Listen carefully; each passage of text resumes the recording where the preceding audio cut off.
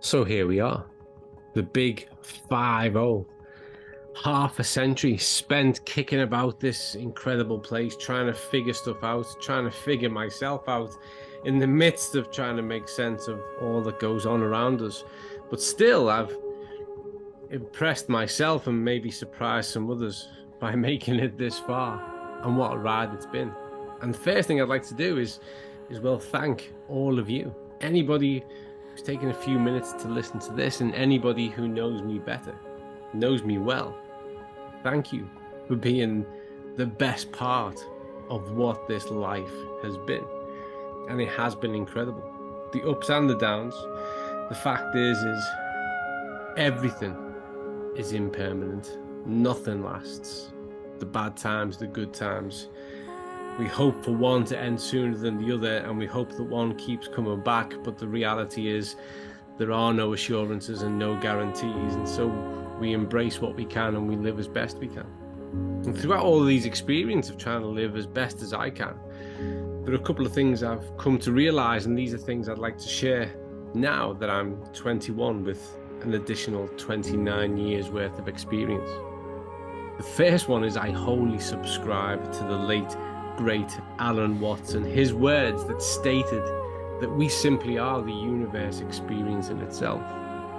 And because I wholly subscribe to that, I've also come to terms with the fact the meaning of life is simply to pay attention, to take it all in.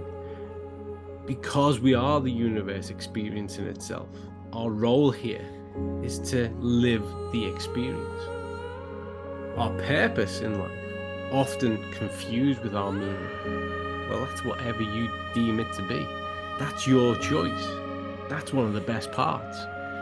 But what I've also come to realize is that the people who live the most fulfilled and happiest lives are typically the ones who find a purpose that gives back, that makes this incredible ride a bit easier, a bit more comfortable, a bit more enjoyable for everyone around them. I've also come to appreciate and understand that the term God and universe are interchangeable, and that often the proof that people feel is lacking in one area is actually the evidence that stacks up in another. All we need to do is see it for what it is and recognize that we know so little. We've come so far and it's amazing. But the most exciting part is that there is still so much to know, most of which we will never figure out.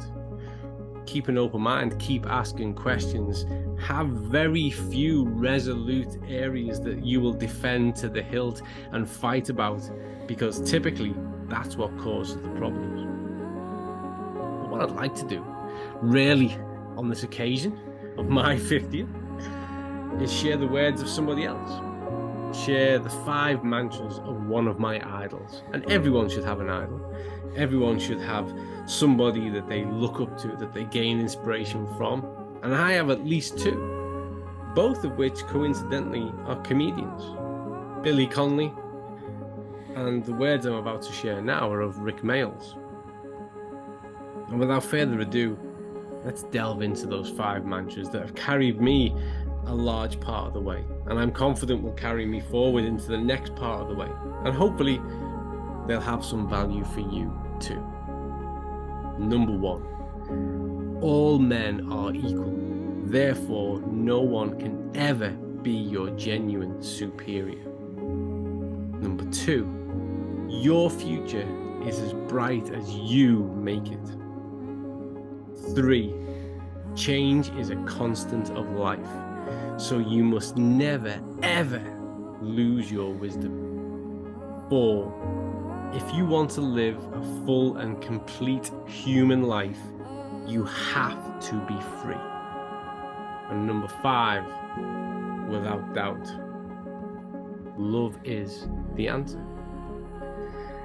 And so now, as I peer over the brink, as I'm at the halfway, and I look at what comes next, I do so with enthusiasm, with optimism, with an eagerness to continue to learn and to figure out what I might yet become, what it's all about, and where I might find my best place, where I can give back best and therefore receive. And I would like to finish by simply saying this, that this life is an illusion. It is everything that we invest in and make it. And whatever you tell yourself, whether you can or you can't, you're probably right.